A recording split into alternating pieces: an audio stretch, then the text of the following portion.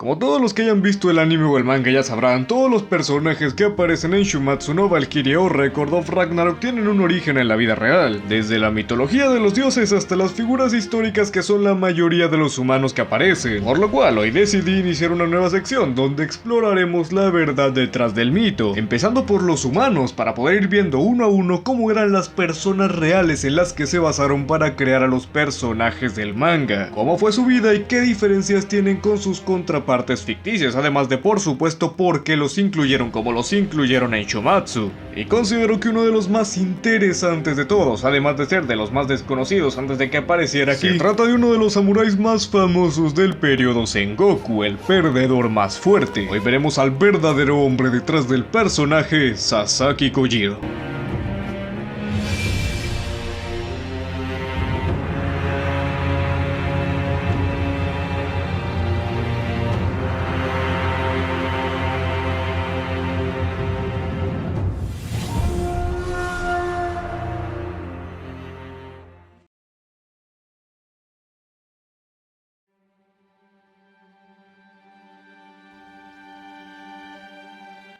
Se cree que Kojiro nació aproximadamente en el año 1585, aunque su fecha exacta es desconocida, y esto solo se calcula por la edad que aproximadamente tenía al momento de su muerte. Esto es algo que el anime y manga respetaron, ya que el periodo de los samuráis, que sería la época en la que nacen y ejercen, es algo muy importante para las leyendas de los mismos. Su nacimiento fue en la prefectura de Fukui, y si bien la mayoría de su vida la pasó en el periodo Sengoku, de todas formas llegó a vivir hasta principios del periodo Edo. Si bien no se tiene claro con exactitud quiénes fueron los que le enseñaron todo el arte de la espada, los maestros que se sabe que tuvieron se respetan en el manga. El ejemplo más claro es el de Seigen Toda, que se supone que le enseñó todos los principios de la misma, y este lo podemos ver haciendo exactamente lo mismo en dicho. Sin embargo, este desarrollaría un arte diferente, razón por la cual se terminó separando del camino de dicho maestro, ya que mientras que este usaba la Kodachi, una espada mucho más corta que las katanas normales, pero que sin embargo sigue sin considerarse una daga y se usaba para peleas mucho más cuerpo a cuerpo, Sasaki se sentía más cómodo con la Nodachi, una katana mucho más larga, la cual se usaba a distancia y comúnmente se manejaba con ambas manos, cosa que si bien no se dice textualmente en el anime, sí que podemos ver que su espada cumple con las características que tendría una Nodachi. La espada de este hombre era conocida como palo de secar, cosa que también se respeta en la obra. Para que se hagan una idea, las katanas normales medían aproximadamente unos 70 centímetros, mientras que el palo de secar medía 90 centímetros. Es por eso que cuando Sasaki usa el Tsubame Gaeshi contra Poseidón, esa técnica que devuelve el peso de su espada, nos recalcan tanto que es técnicamente imposible volver a levantar una espada con ese peso y tamaño, porque efectivamente tiene mucho más que las katanas comunes. Y si se preguntan si su legendaria técnica, el Tsubame Gaeshi, de verdad existió y fue parte del repertorio de Kojiro,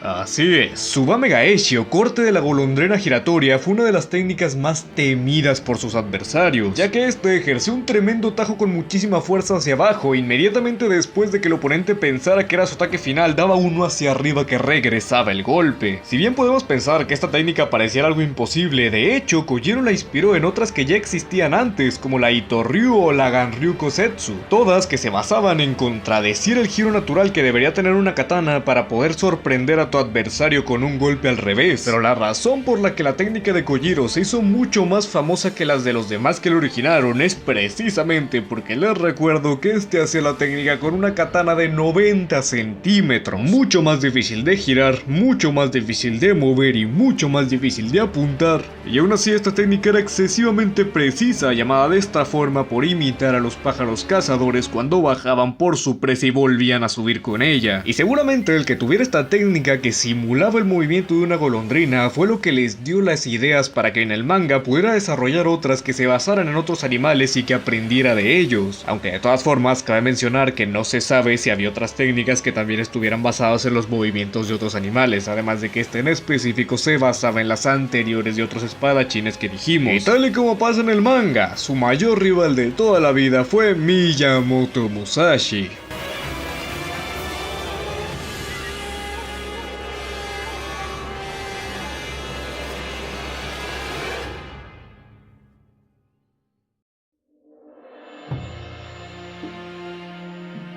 Si bien no hablaremos tanto de él, porque hoy venimos a tratar el tema de Kojiro, de todas formas, al ser su rival de toda la vida, es un punto muy importante para saber su historia. Y es que si tú buscas naturalmente a Kojiro sin saber absolutamente nada de él, te van a decir que es un espadachín principalmente conocido por haber perdido contra Musashi, ya que este es un guerrero de artes marciales y espadachín muchísimo más famoso que Sasaki. Nació en el año 1585, por lo que si la fecha de Kojiro es cierta, solamente es un año mayor que él, y como el rival que se merecía nuestro perdedor favorito, este tipo también era muy fachero. El que usa el estilo Nito Ganryu es verdad, él iba con dos espadas como podemos ver en el manga, pero en algunas leyendas se contaba que él usa una wakizashi, una katana muy pequeña que podría llegar a medir apenas unos 30 centímetros, acompañada de una normal, cosa completamente común, ya que los pocos que utilizaban este estilo tenían que tener una espada más grande que la otra, ya que comúnmente sería imposible manejar dos espadas largas al mismo tiempo y más te estorbarían en los tajos que lo que necesariamente te ayudaría, por lo que los usuarios de la doble espada originalmente tenían una pequeña que más servía para bloquear y desviar ataques mientras que peleaban con la larga. O bueno,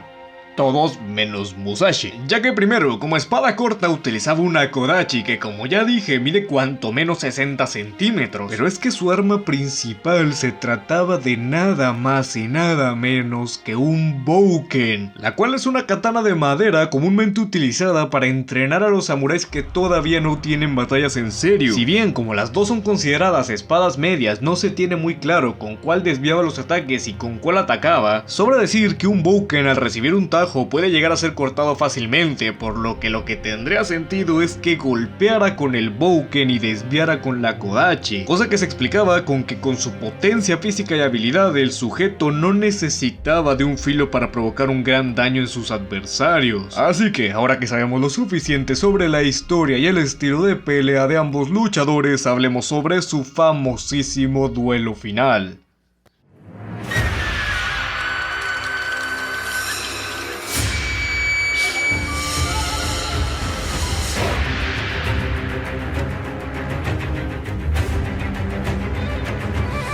Al igual que podemos ver en el anime, este se hizo en un lugar remoto y esto supuestamente es explicado con que Kojiro no quería hacerlo cerca de sus alumnos, ya que sí, a diferencia de la obra, Kojiro con el tiempo se convirtió en un absoluto maestro aún en vida y tenía su propia escuela. Esto porque sabía que muy posiblemente si perdía, sus alumnos iban a querer matar a Musashi. Con esto ya podemos entender que el duelo no fue simplemente un encuentro por la calle, sino que ya estaba planificado. Musashi llegó en barco al lugar indicado con 3 horas de retraso,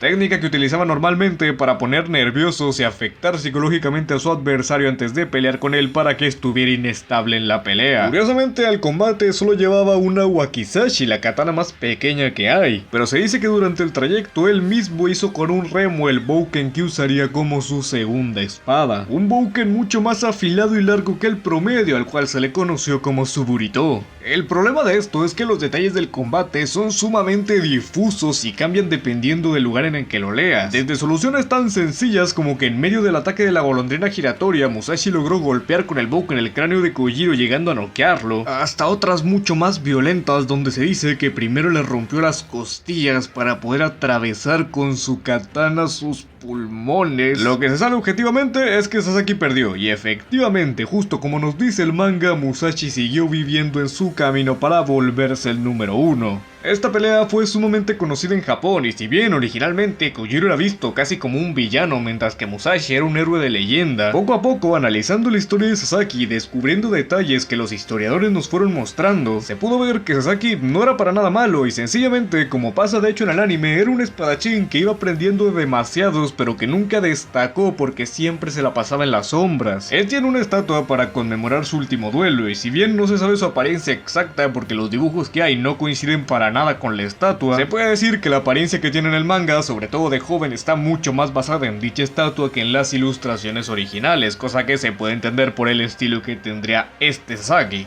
El hecho de haber perdido contra él, que se le considerara su rival más difícil en toda la vida de Musashi, pero que aún así fuera un samurái que vivió a su sombra, es precisamente la razón por la que Sasaki en Shumatsu fue conocido como el perdedor más fuerte, un concepto que sin lugar a dudas supieron aprovechar y aún así le dieron protagonismo a un personaje que originalmente no lo tenía tanto, volviéndose uno de los más queridos por los fans y respetando tanto su historia, su duelo final y su filosofía. Así que esta fue la vida del hombre detrás del personaje personaje. Esta fue la historia de Sasaki Kojiro.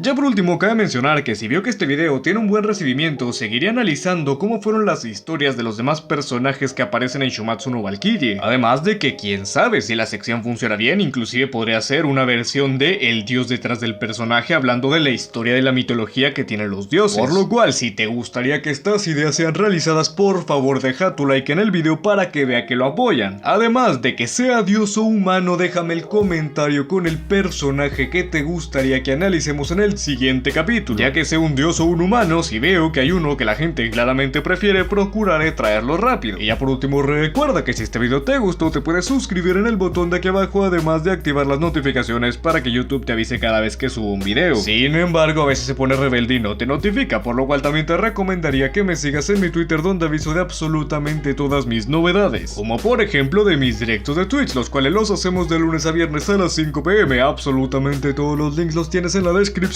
Y ahora sí, duerman bien, cómanse sus verduras, tomen mucha agua y nunca dejen de sonreír. Yo soy Bardock y nos vemos en la próxima. Hasta luego. When I popped off, then your girl gave me just a